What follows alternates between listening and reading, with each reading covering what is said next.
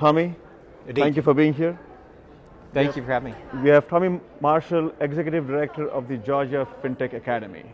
Tommy, would you mind telling us what the Georgia FinTech Academy is and what your role is at the Academy? Not at all. And Aditya, great to see you again at Money 2020. I think this is maybe the third or fourth year of our relationship, and I think our first interactions were in these rooms.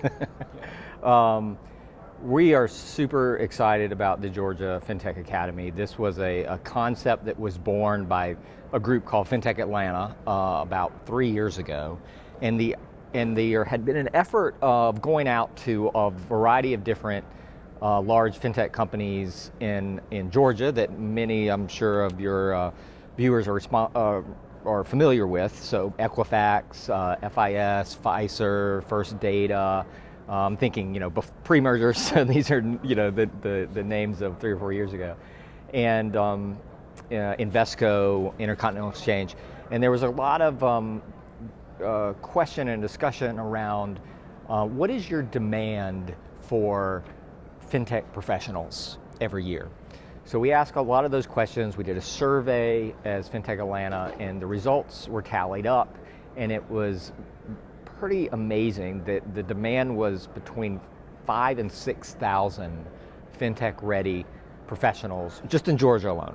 So you can, of course, multiply that out through other areas of the United States and start to understand we're talking about a very large number, a large amount of demand for FinTech professionals. And so our response to that was to get into a dialogue with the University System of Georgia, which is a 26 institution, 300,000 student, $8.8 billion budget state system. It has names that I think many folks will recognize from far and wide: Georgia Tech, the University of Georgia, Georgia State, Columbus State, Albany State, Kennesaw State, and another 20 plus throughout the state of Georgia. And the response from the university system was, we're very interested in this. They had started another academy concept about 3 years ago called the Film Academy, which was to prepare professionals for a very kind of meaningful growth of film industry participation in Georgia. If you haven't been following it, Georgia is the #2 destination for production in the United States of America. I didn't know that. A lot of movies that you love have been filmed there. Some of my favorite television shows, Stranger Things, The Walking Dead, all filmed in Georgia. So this Film Academy construct had kind of helped pave the way for the idea when we approached the university system for a FinTech Academy. We began to incubate it within Georgia State, the Robinson School of Business at Georgia State, and began to think about what curriculum could look like, the process of getting commitments from the board of region to have the courses be accredited. And that has progressed, started to progress very well, and it got to the point that the full extent of vision for the FinTech Academy began to come into view about almost 12 months ago. And so you imagine we're starting with undergrads that are doing computer science or business degrees at the undergraduate level and offering them an opportunity to have a FinTech concentration. So there's 5 courses that have been created at by the Georgia State faculty, and they've begun to deliver those courses not only through in-person classroom experiences, but also on a digital platform that goes statewide called eCampus. So this allows access to the content and curriculum by any student throughout the entire system of Georgia. So we've got this capability now to deliver this FinTech curriculum. We have begun to get engagement from the private sector for internships, apprenticeships, and of course, full-time hiring. We're beginning to create a professional education component that we'll go sell to the world, to like mid-career professionals looking to understand or deepen their awareness of all aspects of fintech. We'll charge participation in that, which again will be digitally delivered at a price point probably somewhere between $3,000 and $4,000 a course. So this professional ed, as professional ed is, will be kind of business that we'll establish for providing great opportunities and content, but also creating a revenue model to help fund other elements of our program. So you got the undergraduate curriculum, we're going to add a graduate curriculum, we have the professional education, the recruiting kind of window that any fintech company could come to would be the FinTech Academy.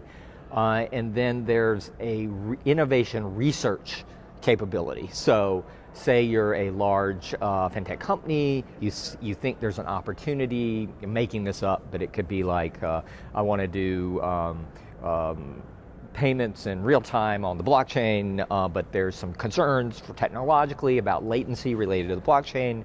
It would be very helpful to have some computer science research done on what some different ways to enhance distributed ledger technology to improve, address and reduce that latency, just as an example.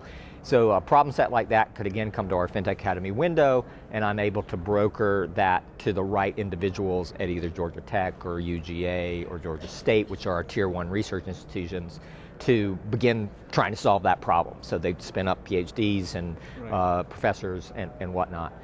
And then lastly, there's space here for additional innovation constructs. So we're looking at some accelerator ideas. We're looking at probably more targeted towards students that want to create businesses, so very, very early company development. So all in all, this is a public-private effort. Our initial lead sponsor or contributor to the effort is FIS. They made a very meaningful contribution to get us moving. There's been some additional commitment from Incom, and both very significant Atlanta fintech companies. And I'm beginning to get out on the road in my new role as the executive director to make further asks in the community. Congratulations on the appointment. So clearly a very ambitious agenda, and thank you for sharing that with us. If you were to pick the one thing that you want to accomplish in the new role with the new mandate, let's say in the next 1 year, of all the things that you shared with me, what would that one thing be? What is the most urgent and important thing for you to solve? Well, there's two. Or there has to be one. There's a 1A and there's 1B. All right. Okay. The 1A is getting these private monies committed, and we've set a target for ourselves of $8 million from the private sector, and we'll certainly be going and looking for commitments from the fintech companies in Georgia, but we're not going to box ourselves in. We'll be talking to California, New York, all of our areas where we got meaningful companies that are engaged with us in Georgia, but could be headquartered in other parts of the country. We also will be working closely with a lot of our corporate headquartered companies to help us in this endeavor and help us figure out how to reach our goals. So Coca-Cola, Home Depot, Delta Airlines, Mercedes-Benz, USA, UPS, et cetera. So 1B is, and this is where I need as much input and help as I can get, is what would be the most highly attractive professional education courses. Mm-hmm. So the thinking kind of just immediately out of the gate is, could it be something like for the engineering professional, better understanding pay facts for an engineering professional? So can someone that's very steeped in engineering talent, can we offer deeper understandings of the business process related to a payment facilitator? And I think that's a great area to focus on up front, because one of the reasons that we are so excited about doing what we do and continue to look at the future as so much work to be done, because we have to look at the best of both of the worlds that we're bringing together here, right? There is the financial services world, which has historically been very measurable and data-driven, and the concepts of mark-to-market and the concepts of assessing risk, and the concepts of having public disclosures and regulation, where there is a lot of science in how you're looking at money. Yes. That is what a good financial system is and does. On the other hand, we have technology, which is a source of most good innovation, and there is good innovation and not so good innovation, and technology that enables things, and technology that gives us new platforms and new ways of doing things. But I feel like the ability for a technologist to apply technology to solve real problems, and the ability of the financial services professional to look at technology as an enabler to make products and services better. I think that's the marriage that I feel an institution like yours can catalyze, can enable, right? And I feel like that's where, as we look at what we do, right, we are a platform that is now supporting the largest fintech audience in the world, right? We reach about 200,000 people on a daily basis, and we believe that there's probably an audience of 2 million that we should support, and the student population is one of those very important segments that we want to make sure that we continue to educate and inspire to be able to become great innovators in this marriage of fin and tech.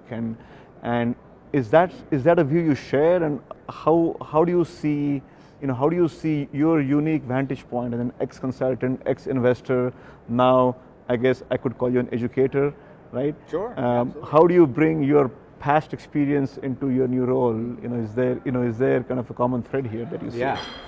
I think, yes, absolutely, I agree with you. I mean, certainly the days of like technology over here and the business over here are long past. Right. And it's a matter of how can we just enable that tight integration, tight connectedness between the kind of slightly more business biased professional, or bringing that perspective in with the technology expertise, that professional. And we all know the closer we can get those individuals together and working within our new constructs of agile driven business development, the better these companies are going to do, and the more value that is going to be attained by the businesses and consumers that rely more and more on these fintech capabilities. Last question for you, Tommy. You spent now a couple of days here at May 2020. What would be the one takeaway? What was the one big aha thing, surprise, something you didn't expect at the conference this year? Yeah, I think it was the particularly I guess one thing that struck me was listening to Asif Ramji yesterday talk about what's being unlocked by the FIS WorldPay merger, and just the sheer, I think they said they're handling on this new business platform $9 trillion worth of dollars in volume that they're enabling worldwide.